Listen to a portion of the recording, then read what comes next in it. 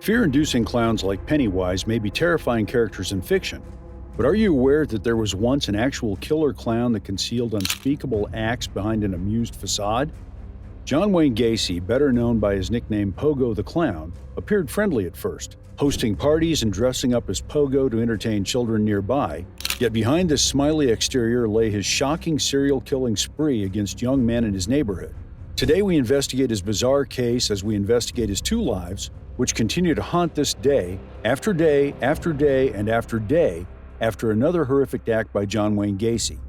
Let's investigate the shocking serial killer's double life unfold before going deeper into his sinister and mysterious double life of John Wayne Gacy, who terrorizes this day after day.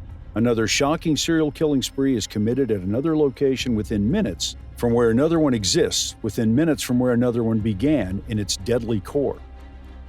John Wayne Gacy was born March 17, 1942 in Chicago, Illinois, to an alcoholic father who often used a razor-sharp strap against him and his siblings when intoxicated, leading to trouble at home and school. Additionally, Gacy suffered from a congenital heart condition, which made him a standout at school. Unfortunately, his father saw this weakness and instilled shame into Gacy as punishment from him. As Gacy aged, he struggled with his sexual identity, realizing he was attracted to men despite fearing the violent reaction from his father if it became known. Gacy briefly worked as a mortuary janitor in Las Vegas before returning home, where he attended Northwestern Business College before working as a shoe salesman. It may be during this period where his affinity for drama and performance began taking shape. Gacy married Marilyn Myers on September 4, 1964. Immediately afterwards, Marilyn Myers' father offered Gacy a managerial position overseeing 3 Kentucky Fried Chicken outlets. Yet tensions began between him and Marilyn Myers' father due to inconsistencies in Gacy's professional accomplishments. Still, over time, Gacy became a successful building contractor in the Chicago suburbs during the 1970s. Though respected by clients and community alike, yet darker desires lurked beneath his surface. Gacy used Pogo the Clown as part of his public persona. He joined Chicago's Jolly Joker Clown Club and dressed and performed as Pogo at children's parties, charity fundraisers, and various events. But few knew he had a dark and devious side behind this colorful mask. Gacy was charged with sodomy for paying a 16-year-old boy to perform sexual acts against himself for $10 each, and hiring another teenager to assault the same victim, leading him to serve 10 years at Iowa State Reformatory for Men before divorcing Marilyn shortly thereafter and mistreating other homosexual inmates in custody, further exposing his dark tendencies. Once Gacy received his parole in June 1970, he moved back to Chicago and took up working as a chef. Purchasing his home at 8213 West Somerdale Avenue in Norwood Park, forever associated with his violent crimes, Gacy began to maintain an apparent life of normalcy while operating undercover as an assailant, searching for young men for sexual encounters, before drugging them as part of his magic trick and then assaulting and murdering them under the cover of nightfall. His charming personality kept those around him at bay while his activities infiltrated into communities while maintaining appearances of normalcy, while during these nights of darkness, Prowler would prowl the streets looking for young men for sexual encounters under cover of darkness, to meet with victims or handcuff them before attacking and murdering them under the cover of darkness. Assassinations would begin. Gacy used his construction business as an easy means of disposing of his victims.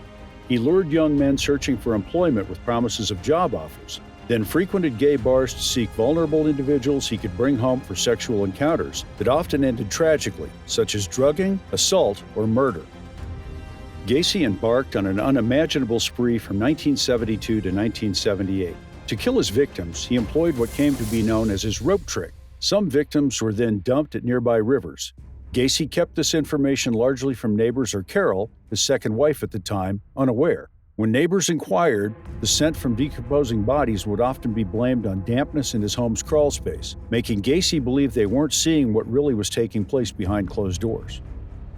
Gacy's crimes first surfaced when 15-year-old Robert Peast mysteriously vanished after last being seen with him, prompting witnesses' testimonies, which led to the discovery of human remains beneath Gacy's house and even confessions from Gacy regarding murdering approximately 30 individuals. He even assisted investigators by drawing maps for burial locations, yet later pled not guilty on grounds of insanity, suggesting others might have participated. Gacy's trial began in February 1980 with his guilt already well established by his confessions and focus shifting toward ascertaining his mental state. Mental health professionals debated about whether Gacy could remain sane. Ultimately, though, the jury found him guilty on all 30 murder counts.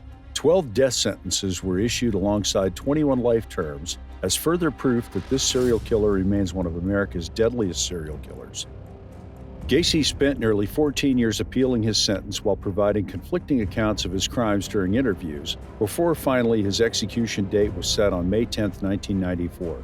Before being put to death, he received one final meal comprising deep-fried shrimp, French fries, strawberries, and KFC's original recipe chicken. An eyewitness remembered their past association. John Wayne Gacy left an indelible mark on society with his atrocious crimes, personifying evil hidden beneath a facade of humor and entertainment. His story serves as a chilling reminder that appearances may be deceptive, evil can lurk anywhere, and will forever remain remembered through their victims' and families' tragedies. His name will go down as part of true crime history forevermore.